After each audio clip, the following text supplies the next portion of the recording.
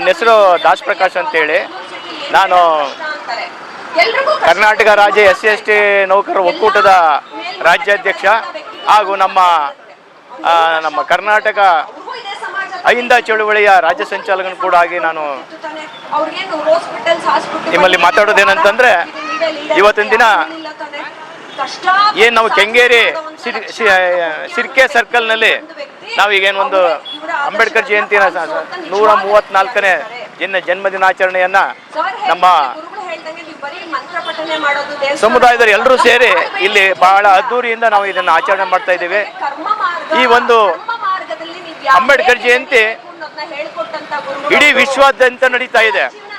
ಇವತ್ತಿನ ದಿನ ಇಡೀ ಪ್ರಪಂಚಾದ್ಯಂತ ಎಲ್ಲ ದೇಶಗಳಲ್ಲೂ ಕೂಡ ಬಹಳ ಅದ್ದೂರಿಯಿಂದ ಗ್ರಾಮ ಮಟ್ಟದಲ್ಲಿ, ಹೋಬಳಿ ಮಟ್ಟದಲ್ಲಿ, ತಾಲೂಕು ಮಟ್ಟದಲ್ಲಿ, ಜಿಲ್ಲಾ ಮಟ್ಟದಲ್ಲಿ, ರಾಷ್ಟ್ರ ಮಟ್ಟದಲ್ಲೂ ಕೂಡ ಅತಿ ಅದ್ದೂರಿಯಿಂದ ಸರ್ಕಾರಿ ಕಾರ್ಯಕ್ರಮಗಳು ಎಲ್ಲರೂ ಕೂಡ ಮಾಡ್ತಾ ಇದ್ದಾರೆ.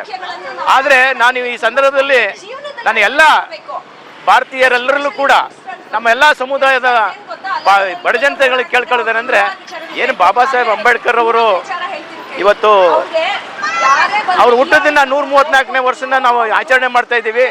ಬರೀ ಹುಟ್ಟುದಬ್ಬ ಆಚರಣೆ ಮಾಡೋದಲ್ಲ, ಅದಕ್ಕೋಸ್ಕರ ನಾವು ಅವರ ತತ್ವ ಸಿದ್ಧಾಂತಗಳನ್ನು ನಾವು ಮೈಗೂಡಿಸ್ಕೊಂಡು ನಾವು ಕೂಡ ಆರ್ಥಿಕವಾಗಿ, ಸಾಮಾಜಿಕವಾಗಿ, ಶೈಕ್ಷಣಿಕವಾಗಿ ಮುಂದೆ ಬಂದು ನಾವು ಕೂಡ ಈ ಒಂದು ದೇಶದ ಮುಂಚೂಣಿ ಬಂದು ನಾವು ಕೂಡ ಈ ಒಂದು ಏನು ಸಮಾಜನ ಪರಿವರ್ತನೆ ಮಾಡೋ ರೀತಿಯಲ್ಲಿ ನಾವೆಲ್ಲರೂ ಕೂಡ ಸನ್ನದ್ಧರಾಗಬೇಕು ಅಂತ ಈ ಸಂದರ್ಭದಲ್ಲಿ ನನ್ನ ಎಲ್ಲ ನಾಗರಿಕ ಬಂಧುಗಳಲ್ಲಿ ಮತ್ತು ನಮ್ಮ ಎಲ್ಲ ಸಮಾಜದ ಈ ಭಾರತೀಯ ಎಲ್ಲರಲ್ಲೂ ಕೂಡ ನಾನು ಮನವಿ ಮಾಡ್ತಾ ಇದ್ದೀನಿ.